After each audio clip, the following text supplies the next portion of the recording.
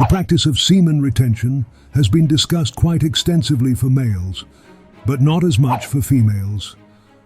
God or Atman, the Alpha and Omega, is infinite, formless, shapeless, colorless, and universal with no male or female attributes. Henceforth, all the principles of semen retention, or Brahmacharya, an ancient practice of self-restraint that applies to men, hold just as true for women. Women, too, endure an equal depletion of energy through recreational sexuality and can achieve equally profound physical, mental, and spiritual states through the path of true Brahmacharya. A man cannot solely create life through his sperm or seed. An equal contribution arises from the Rajavirya, or vital fluid of a woman. The seed of life in a man through his semen, or in a woman through her egg, is merely a carrier of prana, or vital energy, and it is this energy that holds true significance.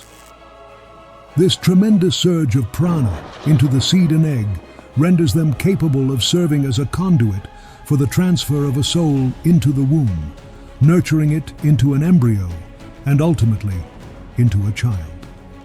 Repeated depletion of this vital force and the strain of childbirth often result in the deterioration of once healthy women, wreaking havoc on their strength, beauty, grace, youth, and mental prowess. The eyes lose the luster and sparkle indicative of inner vitality. The intense sensual excitement of the act can also damage the nervous system, leading to debility. Due to their more delicate and high-strung nature, females are often more affected than men. This ovarian fluid contains hormones that determine a woman's breast size, voice, and all other female qualities essential for a woman's well-being.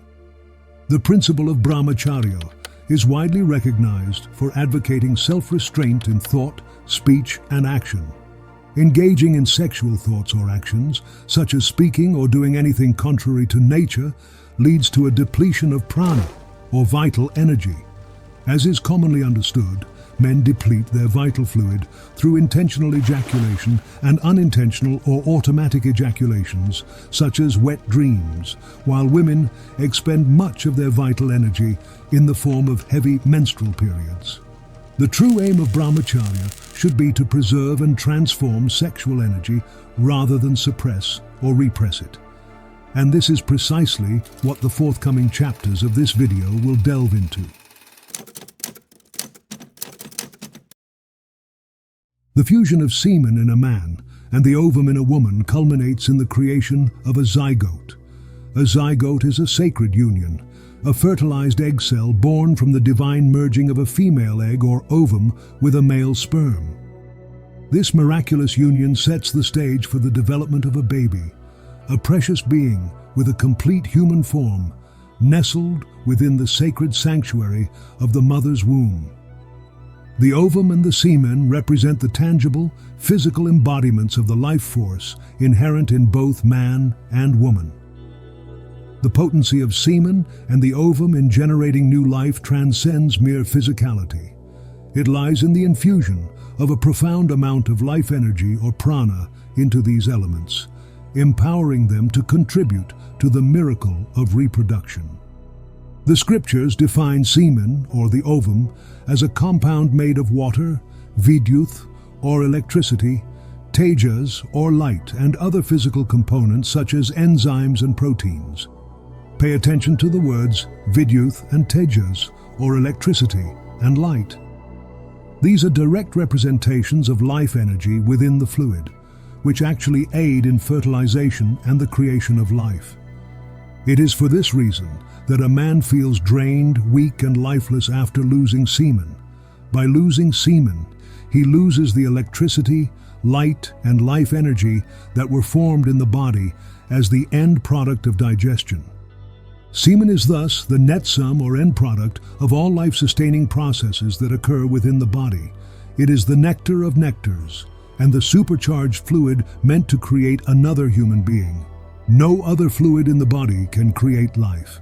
Therefore, conservation and transmutation of this superfluid amount to a rapid buildup of life energy. The same applies to women as well. Just as men have semen, women have a corresponding fluid called Rajavirya that carries the ovum. With men, the ejaculation of vital fluid is external and outward, as its function is to reach the female and ensure conception. With women, there is no outward ejaculation of their Rajavirya, but a release of this vital fluid within their own body to receive the male sperm and ensure conception. In other words, the woman secretes an equivalent fluid to male semen, but that contains the ovum and whose function is to stay within her to aid the formation of the zygote, which then becomes the embryo and finally the child. Within this Rajavirya lies the sacred ovum, the essence of female creation, bearing equal significance in the miracle of life. The ovum stands as a tangible expression of a woman's life force, representing the culmination of all her essences and vital energies. It is the divine seed, nurtured by the depths of her being, ready to intertwine with the forces of creation.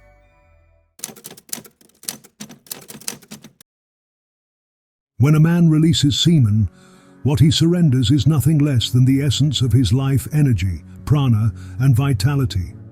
The weakness, depletion of energy, and profound exhaustion he endures stem not merely from the loss of a few milliliters of bodily fluid, but from the forfeiture of the vital components infused within the seminal fluid, namely electricity and light. Think of the seminal fluid as a conduit, much like an electric wire transmitting power. When we illuminate a light bulb, it's the electricity that diminishes, not the wire itself. Similarly, at the end of the month, we receive a bill for the electricity consumed, not for the length of wire installed. The male semen and the female ovum, on their own, are akin to mere wires at the physical level. Just as a wire devoid of electricity holds no power, semen in its isolated form is merely a fluid lacking potency. It's the infusion of life energy, embodied as light and electricity or vidyuth and tejas, that elevates this ordinary fluid to a supercharged state, capable of sparking the miracle of life. We often speak of semen and ovum as precious, and rightfully so, for they harbor the essence of life, light, and electricity.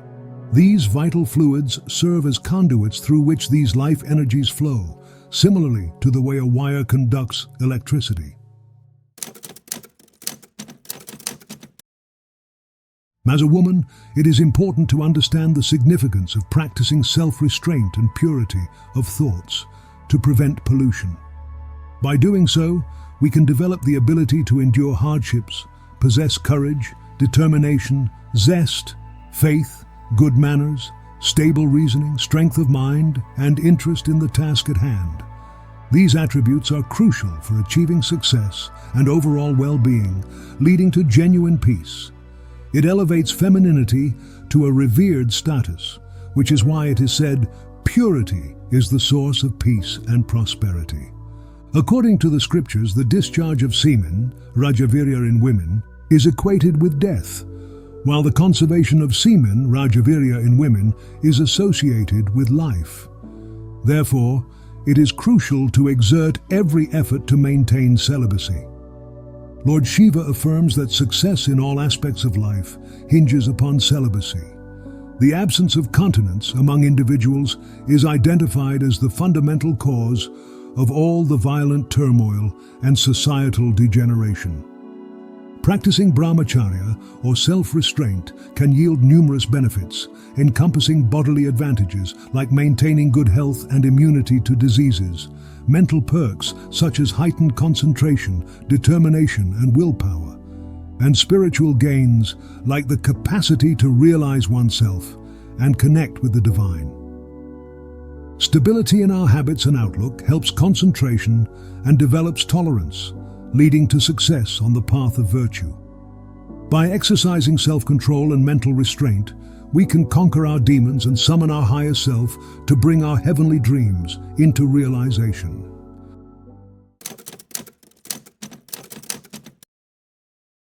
When a woman embraces a life of purity and celibacy, she preserves energy that was previously dispersed through sexual activity. By conserving and transmuting this energy through pure thoughts, words and actions, she can generate ojas, the divine energy, and tejas, the radiance in her being, akin to electricity and a manifestation of universal cosmic power. She will possess a substantial reserve of cosmic energy that renders her powerful and vibrant on all fronts, drawing positive attention from men due to her positively charged aura. However, it's crucial for her to acknowledge that the allure of men is merely an illusion in the cosmic play of life. Interactions with men ought to be limited and only undertaken if necessary, as lust can easily arise from even innocent encounters. The divine feminine should maintain humility before both God and the world, understanding that her power is a reflection of divine energy radiating through her, and she should never allow herself to be inflated with ego.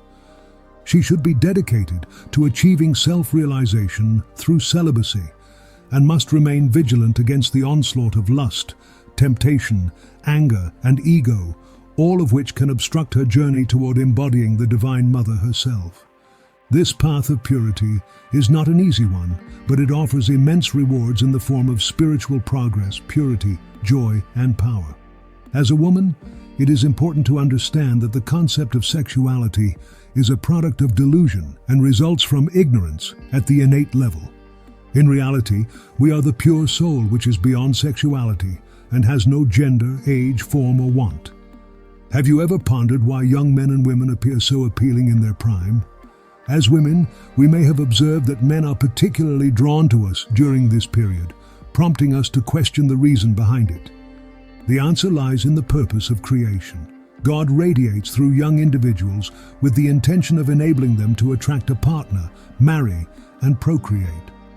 Once this purpose is fulfilled, the physical allure and attractiveness that we once possessed gradually diminishes. In reality, the physical body made of flesh and bones was never beautiful.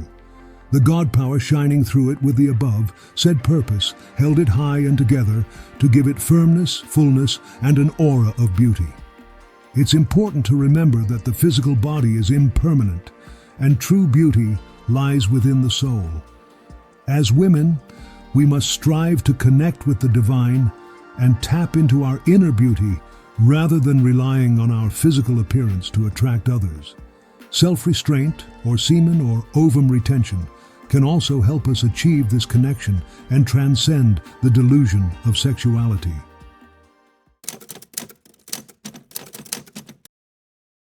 As we progress through numerous lifetimes, working through past karma or sins, one gradually comes to understand that the soul, in its pure essence, is inherently blissful. Here, bliss refers to a unipolar state surpassing happiness. Happiness is bipolar, as it has its opposite, which we label as sadness. Bliss transcends polarity.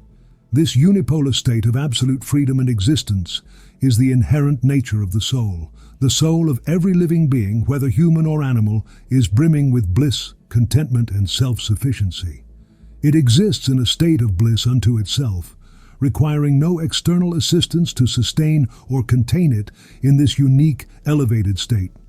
The writings of great masters teach us that as soon as the soul descends into matter by becoming encased within the body, layers of ignorance, or maya, or illusion begin to envelop it. This results in the light and nobility of the soul being obstructed from reaching out, similar to how clouds block the sun's rays from reaching us. When this occurs, humans, whose fundamental nature is bliss, experience a lack of this innate bliss they are accustomed to, and they begin searching for anything that appears to them as a source of bliss. It's akin to a thirsty person in a desert walking for miles hoping to reach the mirage of an oasis, which is actually nothing but an illusion. Sensual pleasure derived from our five senses is not genuine pleasure, but merely a sensation of nerves, ultimately resulting in pain. After many successive births of indulging in sensual activities as a source of pleasure, humanity's psyche begins to associate this nerve stimulation as the ultimate source of pleasure, gradually forgetting its inherent state of soul bliss. Most of us find ourselves in this state. It is here that Brahmacharya serves as the vessel for both men and women to traverse this ocean of illusion and reach the shores of true soul bliss. Through constant and genuine practice of celibacy, both men and women can gradually unravel and free themselves from the cocoon of Maya, or delusion, in which they find themselves entangled. Upon achieving self-realization, they enter a state where they are content within themselves, by themselves. They no longer require external factors such as friends, social gatherings, conversation, or anything else for contentment. They have recognized the transient and insincere nature of everything external and have discovered the glory of their inner selves and of God. When a man or woman embarks on the path of celibacy for the first time, it is natural for the percentage of delusion within them to be significantly higher compared to the percentage of soul bliss, which may be minimal or almost non-existent. At this stage, doubts may arise regarding the value of a celibate life, which entails discipline and relinquishment of sensuality, as the psyche has long found delusive pleasures appealing. During such times, a resolute and unwavering approach is necessary to overcome doubts and continue on the chosen path. Every celibate individual encounters this stage, but with time, sincere efforts, and by the grace of God, the journey becomes smoother. After approximately a year of sincere celibacy without interruptions, the celibate progresses to the next stage, where they relish and aspire to maintain a constant state of unbroken celibacy, reveling in the newfound bliss that has begun to flow. At this stage, one doesn't miss the old ways, but recoils at the thought of returning to the previous state of delusion. When lustful thoughts occasionally intrude the mind, the celibate experiences pain, repulsion, and guilt. All energies are focused on dispelling these thoughts. The sole desire is to be liberated from them and return to a state of celibacy in thought, word, and action.